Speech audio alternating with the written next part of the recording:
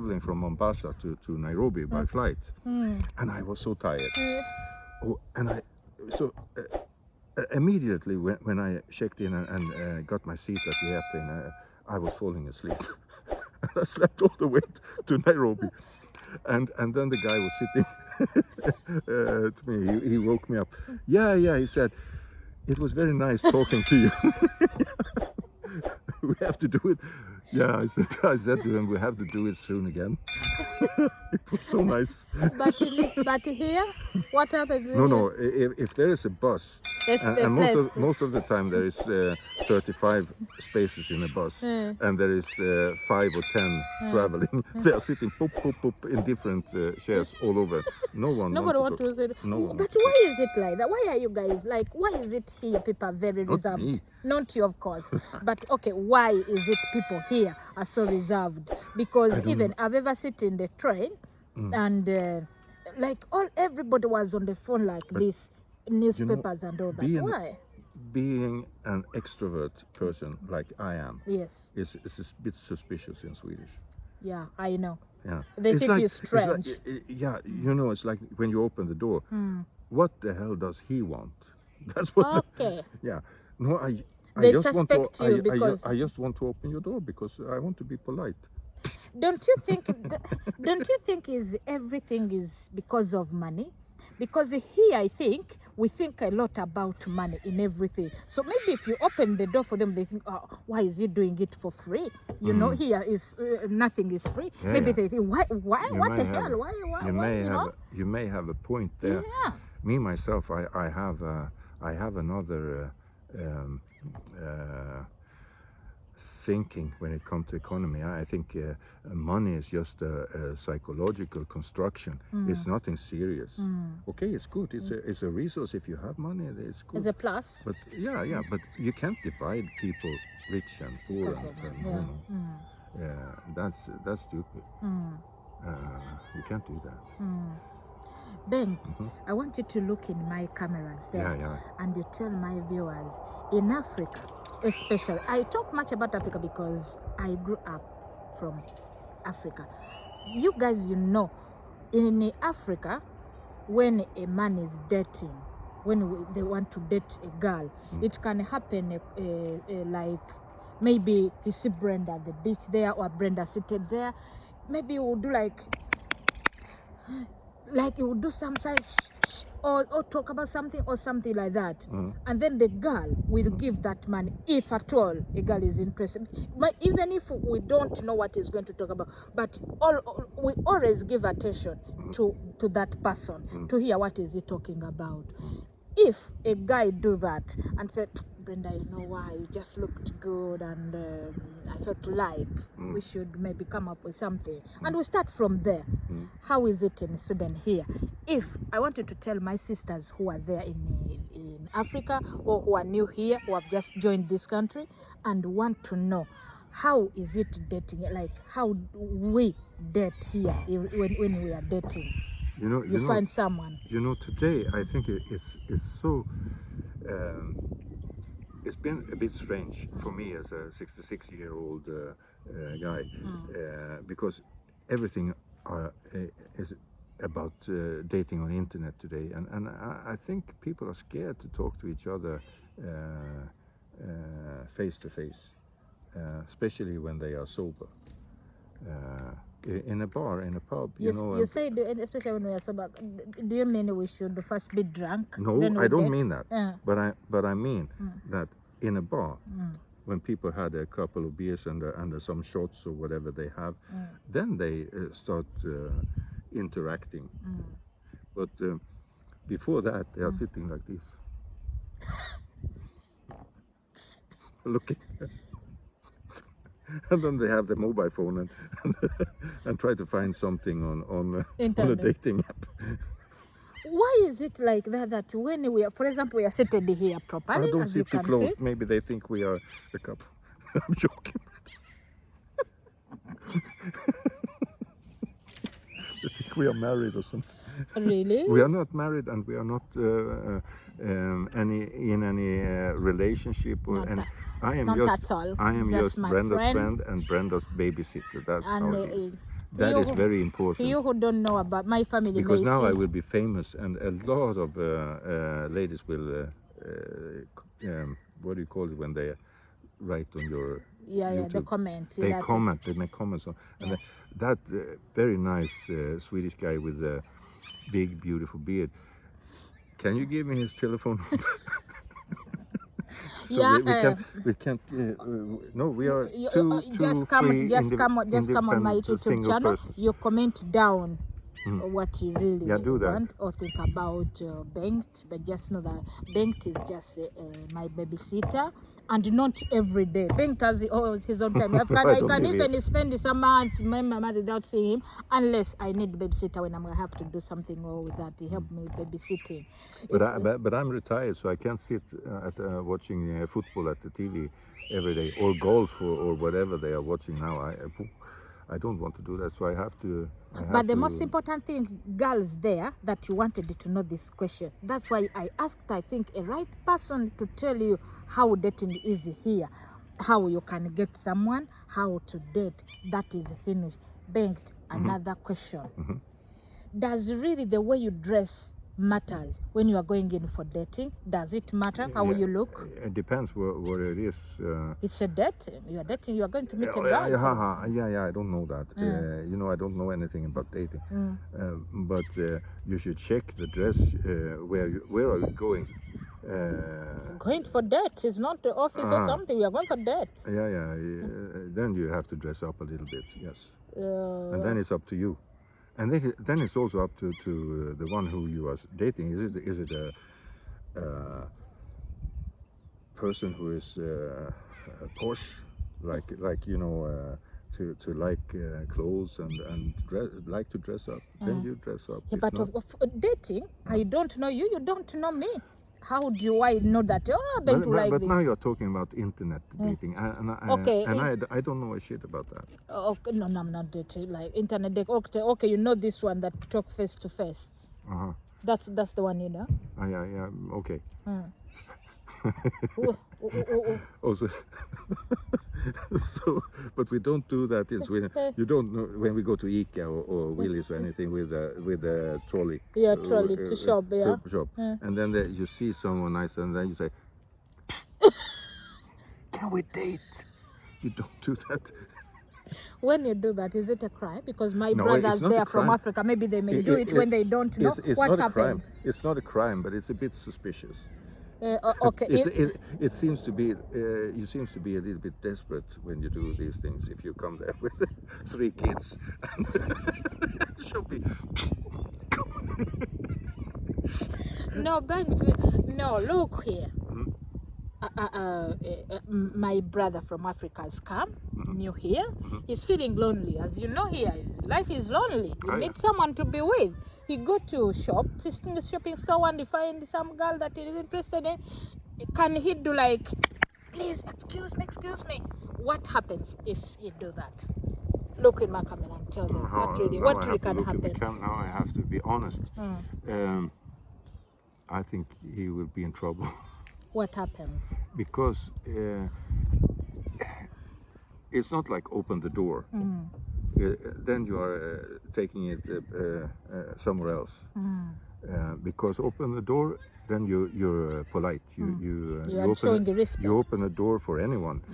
Who, if you see them, and then it could be a woman of 25 or 15 or 55 or 75 or it doesn't matter. Yeah. But if you're trying to find a boyfriend or a girlfriend on IKEA or Willys, that would, I don't think. You see, I'm popular. Did you see my friends past that? Do you know that? The girl. Yeah, I'm very popular. I told you, I'm popular here. Yeah. Your YouTube channel is exploding. You guys, probably it's me. please, guys, that's why you want to do interviews with me all the time. Please, guys, I think your interviews. I don't speak Luanda, but I think your interview with Linda was very nice. Luganda. Luganda. Yeah. you should make an interview in English or Swedish with Linda. All right, yeah, yeah. Or the mama in the shop. We're gonna do that, but the problem is, Linda, you know Linda, this message goes to you. You've heard what Bengt has said. Linda is always like that, up and down. I'm telling her, can we meet? Is like this, you know. She also have 3 kids. So. Yeah. But very soon we'll come up with Linda. To those of you who don't know what Bengt is talking about, go on my YouTube channel. You see what we talk about, and please subscribe to my channel to get a funny guy like Bengt. I came I get to know Bengt. What made us so close, and so people can ask, how can Brenda get that? I'm not saying you are old, Bengt. You are not old. How can Brenda get that old man to be a babysitter? No, Bengt may look the way he looked to you, nice as he is, but Bengt is a responsible guy. You know, when I leave my kids with him, I don't think about anything that bad that can happen and all that. You know, he's a parent too, with the 2 big, beautiful daughters. Bengt, as we finish talking about the dressing code, there is something here. My experience, I'm a victim. Wow. Who are you? Yeah, I'm a victim here. In Sweden? Yes. Why? Yeah, I'm a victim to what I'm going to ask. Bengt, you are like somebody met you up, and they immediately like that, like he don't speak Swedish. I don't know Swedish. He don't speak English. You only speak Swedish. I only speak, for example, I speak only Luganda, and I don't know Swedish, and I don't know English. Same applies to you. You know only Swedish, you know English, you don't know English, you only know one language, Swedish, and I only know one language, that's Luganda. And that guy comes to me and say, and talk about those stuff. I don't really understand. If you were in that situation, what could you do? Try to find friends. For example, you say it was a person from Uganda. Bengt, listen to my question, Bengt.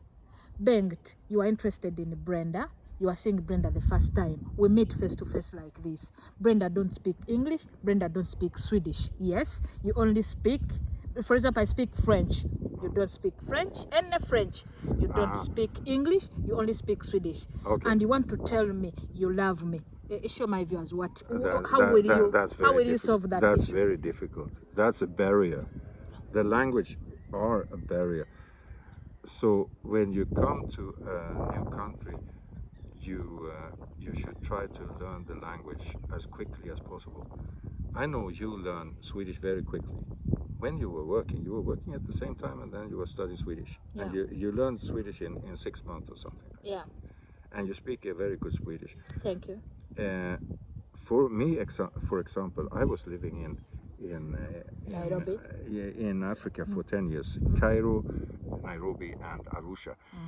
And I don't speak, I learned a little bit of Arabic when I was living in Cairo. But then I forgot everything when I came to Nairobi, because in Nairobi, Arusha, Tanzania, there is Swahili, and I couldn't. But everyone I was talking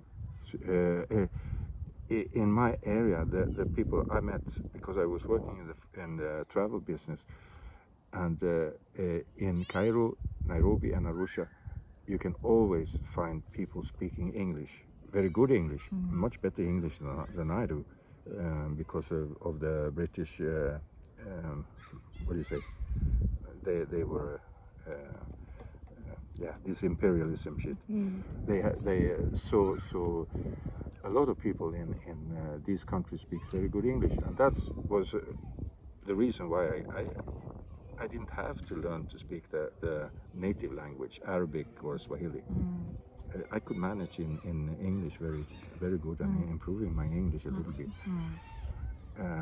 But coming to Sweden without knowing anything about the language and communicate with the Swedish people, doesn't speak any other that's very, very, very, very difficult. Because, you know, we have this problem today. not you in your neighborhood here, because here is a mixed neighborhood. There is Swedish people and there is people from a lot of different countries. But in other areas there are only immigrants living there, and that's a problem. Very good of Bengt. Bengt answered exactly what I wanted him to answer. That is very important when you come to this country to learn Swedish, to learn the language. We have to show them. Don't put them in the camera. They are minors. Sorry. They are minors. Don't put them sorry. in the camera. I'm too old to understand. Yeah. I want people to see your daughters and the house you were living in. Stop it, Ben. Okay. You have to keep my life private. You told me. Yeah. And no politics. No. Okay. No politics. No. But what we are doing now is probably okay. It's a little bit too sexy for me, but. No. Okay. Don't worry about that. I just wanted. It's because why I think you are the right person to do this is because you've been. You know some of at least some cultures in Africa and here. Than bringing a person who has been here all the time in Sweden, he will not know anything about. No, and I can be a little bit sad when I see the situation in Sweden today, when we are getting more and more polarized. And just because of the language barrier. Yeah, okay, yes. It's because of the language barrier. Because people don't have any, not much spaces to meet. Only at work. But as he said, you guys, when you come to Sweden here, first thing you should do, language is very, very important, that you should learn language, get friends. I wanted him to give you, he will not tell you everything, but at least you get a small picture like this. When I get in Sweden, what do I have to do? First, language is very, very important. Also try to find, go to SFE school and try to find a mentor, a Swedish person who you can communicate with, to do a little bit more about your studies in SFE, because it's everything is going so fast today. So if you try to do some more extra after school with a Swedish person, asking questions, what's the meaning of this? I don't understand anything, and then that person can explain and so on. And you can communicate a little bit in Swedish language in this case too. You are good to go. But as he said, language is very important. Get connections, like get friends to talk to Swedish. You know, when you practice the language every time, it will come automatically. You know how to speak the language, and it will be very, very easy for you to find jobs. He told you about how you can date, what to think about. He told you about how to get in the society. All that we learn from here. Sometimes may be funny, but pick what is important, what is helping you, and if there is. One thing I think about when you say, talking about this, there is a lot of people like me now, retired people. They don't have much to do, and sometimes they miss someone to talk to. So ask for help to find someone as a mentor in Swedish after SFE, and try to learn a little bit more about talking, like everyday talking. With the way you learn in school is a little bit more theoretic, but you need more practical knowledge in speaking Swedish also. How Swedish people talk out on the street or wherever, in the shop or wherever. And as I told you, a lot of older people, elderly people in Sweden are alone and would love to have someone to talk to. And a lot of them are speaking good English, and so if you speak a little bit of English, that could be a win-win situation for both parts, and even for this country. It would be. Bengt, last question before we leave this panel. Yes, please. Bengt, this may be sensitive. It may be like, but be gummy too. I will handle it as a man. as a gentleman. Then Ayora is here. People there, you can witness. Ayora is here, this saying, but I don't know what they really mean and what they understand. Okay. Then Ayora is here, people saying, when you go black, you will never go back. What does that statement mean? Look in my camera and tell my viewers who don't know like me. I know what it means, but I'm not sure I want to tell the audience what it. No, tell them. Feel free. Okay. This is a free panel. We've not. So if some white person meet a black person and they have a relationship, and then I suppose you are into the more intimate relationships. Then they will never go back. So a white man don't. If a white man did like go in relationship with a black woman, yes. Wasn't that what you meant? I know. I'm just asking you. You can ask me. When you go black, you will never go back. I don't know that statement. What really means? That's a thing people are saying. And what? Why are they saying so? Actually, I never heard it in Swedish in Sweden, but I can understand that's a bit what do you call chauvinism? It's like you know, the big boys are bragging. He met a black girl and now he don't want to go back and date some white girls or something. Yeah. But is it true that when you go black, you never go back? No. Love is colorblind.